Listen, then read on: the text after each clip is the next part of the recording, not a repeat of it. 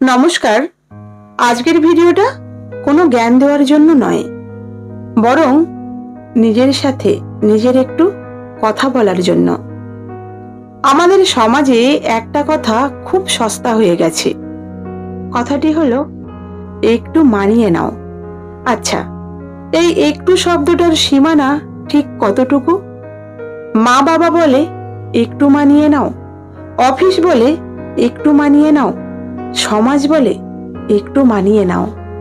কিন্তু এই মানিয়ে নিতে নিতে আমরা যে নিজেদের আসল সত্তাটাকেই হারিয়ে ফেলছি, সেটার হিসাব কে রাখবে? আজ আমরা কথা বলবো সেই অদৃশ্য শৃঙ্খল নিয়ে, যা আপনাকে তিলে তিলে শেষ করে দিচ্ছে, অথচ আপনি টেরও পাচ্ছেন না। আমরা ভাবি চুপ থাকলেই হয়তো শান্তি বজায় থাকে, কিন্তু সত্যিটা কি জানেন? যে শান্তি বজায় রাখতে আপনাকে প্রতিদিন নিজের আত্মসম্মান বিসর্জন দিতে হয়, সেটা শান্তি নয়, সেটা হলো মানসিক দাসত্ব। ধরুন, আপনি একটা জুতো কিনলেন যা আপনার পায়ের মাপের চেয়েও ছোট। আপনি কি সেটা পরে সারা জীবন হাঁটতে পারবেন? পারবেন না। পায়ে ফোস্কা পড়বে, ব্যথা হবে, একসময় রক্ত বেরোবে। সম্পর্ক বা জীবনটাও ঠিক তেমন। অন্যের মাপে নিজেকে ছোট করতে করতে আপনি যখন কুঁকড়ে যান, তখন সেটার ধৈর্য থাকে না, সেটা হয়ে যায় নিজের ওপর নিজের করা অত্যাচার।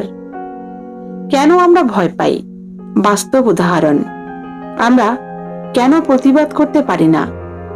কারণ আমাদের মনে একটা ভয় ঢোকানো হয়েছে, যদি আমি না বলি তবে মানুষটা আমাকে ছেড়ে চলে যাবে। কিন্তু একবার ভেবে দেখুন তো, যে মানুষটা আপনাকে আপনার মতো করে গ্রহণ করতে পারে না, যে কেবল আপনাকে তার নিজের ছাঁচে গড়তে চায়, সে কি আদৌ আপনাকে ভালোবাসে? নাকি সে আপনার সাইলেন্ট স্যাক্রিফাইস বা নীরব আত্মত্যাগকে ভালোবাসে? আমরা ছোটবেলা থেকে দেখেছি আমাদের মা মাসিদের মুখ বুজে সব সহ্য করতে। আমরা ভেবেছি এটাই বোধহয় আদর্শ। কিন্তু মনে রাখবেন, সময় বদলেছে। মুখ বুজে থাকা মানেই ভালো মানুষ হওয়া নয়, বরং অনেক সময় এটা অন্যায়কে প্রশ্রয় দেওয়া। আপনি কি বুঝতে পারছেন আপনি অতিরিক্ত মানিয়ে নিচ্ছেন? এই লক্ষণগুলো মিলিয়ে দেখুন। আপনি সারাক্ষণ ভয়ে থাকেন যে আপনার কোনো কথায় অন্য কেউ রেগে যাবে কিনা। নিজের খুশির চেয়ে অন্যের মেজাজ ঠিক রাখাটাই আপনার প্রধান কাজ হয়ে দাঁড়িয়েছে। আয়নার সামনে দাঁড়ালে আপনার মনে হয় এই মানুষটাকে আপনি ঠিক চিনতে পারছেন না। আপনার ভেতরটা চিৎকার করে কিছু বলতে চায়, কিন্তু গলায় দলা পাকিয়ে আসে। যদি এগুলো আপনার সাথে মিলে যায়, তবে বুঝে নিন আপনি আর মানিয়ে চলছেন না, আপনি স্রেফ পচে যাচ্ছেন। মহাভারতে একটা কথা আছে, অন্যায় সহ্য করাও কিন্তু অপরাধ। আপনার জীবনেও একটা লক্ষণ রেখা থাকা উচিত, যেখানে আপনি স্পষ্ট করে বলবেন, এর বাইরে আমি আর যাব না। মানুষকে খুশি করা বন্ধ করুন, কারণ আপনি যদি ভগবানকেও সামনে এনে দাঁড় করিয়ে দেন, তাহলেও কিছু মানুষ আপনার মধ্যে খুঁত বের করবেই। তাই অন্যকে খুশি করার দায়িত্বটা ঈশ্বরকে দিয়ে দিন। আপনি নিজের মানসিক শান্তির দায়িত্ব নিন। পরিবর্তন আনবেন কিভাবে? আজ থেকেই ছোট ছোট পরিবর্তন শুরু করুন। কোনো কিছু ভালো না লাগলে হাসি মুখে সেটা মানার ভান করবেন না। না বলতে শিখুন। না বলাটা কোনো অভদ্রতা নয়, এটা আপনার অধিকার। মনে রাখবেন, আপনি যদি নিজেকে সম্মান না করেন, তবে পৃথিবীর কেউ আপনাকে সম্মান করবে না। শুরুতে হয়তো লোকে আপনাকে অহংকারী বা বদলে গেছো বলবে, বলুক।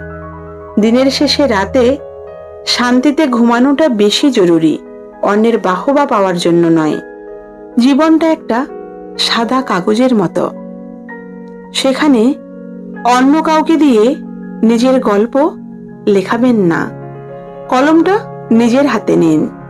মানিয়ে চলুন সেখানে যেখানে আপনার মূল্য আছে। যেখানে আপনার সম্মান নেই সেখানে মানিয়ে চলা মানে নিজেকে অপমান করা। নিজের জন্য বাঁচতে শিখুন, কারণ এই পৃথিবীতে আপনি যখন এসেছিলেন আপনি একা ছিলেন, যখন যাবেন তখনও একাই যাবেন। মাঝখানের এই সময়টুকুতে অন্তত নিজের বন্ধু হয়ে বাঁচুন। ভিডিওটা যদি আপনার মনে একটুও সাহস যোগায় তবেই আমার সার্থকতা। আপনার মনের কথাগুলো কমেন্টে লিখে জানাতে পারেন। ভালো থাকবেন, সুস্থ থাকবেন।